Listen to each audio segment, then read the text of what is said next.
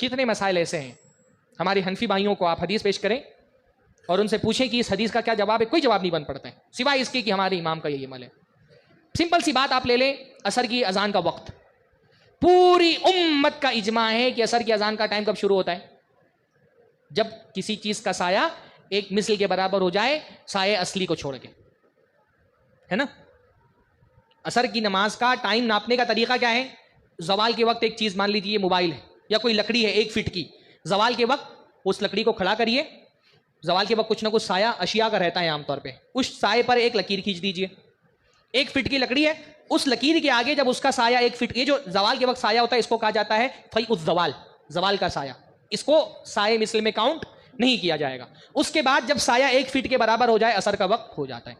پوری امت کا اتفاق ہے اس پر کہ عصر کی نماز کا وقت ایک مثل سایہ پر شروع ہو جاتا ہے. یعنی 1 فٹ کے چیز کا سایہ اگر 1 فٹ کے برابر ہو جائے تو ایک مثل سایہ ہو گیا، وہ اس وقت عصر کی نماز کا وقت شروع ہو جاتا ہے. پوری امت کا اس پر اتفاق ہے. حضرت جبرائیل رضی اللہ علیہ السلام نے اللہ کے نبی صلی اللہ علیہ وسلم کو آ کر کے جو نماز کا وقت سکھایا اس میں بھی اول وقت میں عصر کی نماز کب پڑھی؟ جب ہر چیز کا سایہ اس کے برابر ہو گیا.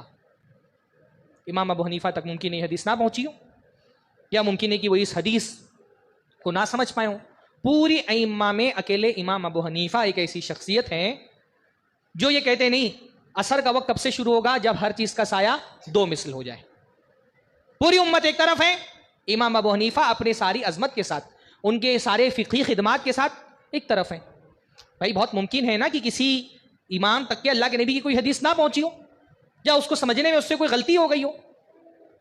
پوری امت ایک طرف، امام ابو حنیفہ ایک طرف. اب آپ کسی حنفی مقلد کے سامنے جا کر کے اللہ کے نبی صلی اللہ علیہ وسلم کی یہ حدیث پیش کریں، کیا جواب دے گا وہ آپ کو؟ حدیث تو ٹھیک ہے پر ہمارے امام کا عمل اس پر نہیں ہے. واللہ یہ کتنی بڑی اللہ کے رسول صلی اللہ علیہ وسلم کی توہین ہے کہ رسول اللہ کی حدیث پیش کی جائے اور رسول اللہ کی حدیث کسی امام کے قول کی وجہ سے چھوڑ دی جائے.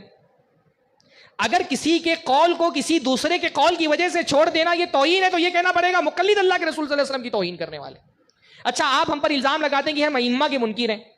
بھائی ایک امام ابو حنیفہ کی فتوی کی وجہ سے سارے ائمہ کو آپ چھوڑ رہے ہیں نا؟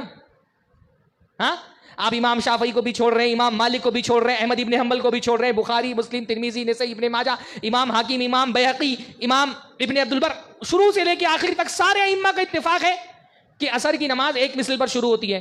آپ تو سارے ائمہ کو چھوڑ رہے ہیں، پھر بھی آپ ائمہ کے گستاخ نہیں. آپ اپنے امام کی قول کی وجہ سے پوری امت کے ائمہ کو چھوڑ سکتے ہیں اور آپ پر کوئی حرف نہیں آئے گا. ہم اللہ کے رسول کی حدیث کی وجہ سے امام ابو حنیفہ کو چھوڑ دیتا ہوں مجرم؟ نہیں سمجھ آ رہی یہ بات.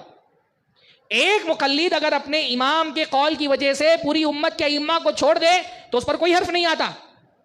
اور اہل حدیث اپنے کسی امام کے قول کی وجہ سے نہیں، اگر اللہ کے رسول کی حدیث کی وجہ سے ائمہ کو چھوڑ دے تو ہمارے بھائی ہم پر الزام لگاتے کہ ہم ائمہ کے منکر ہیں، ہم ائمہ کی توہین کرنے والے ہیں.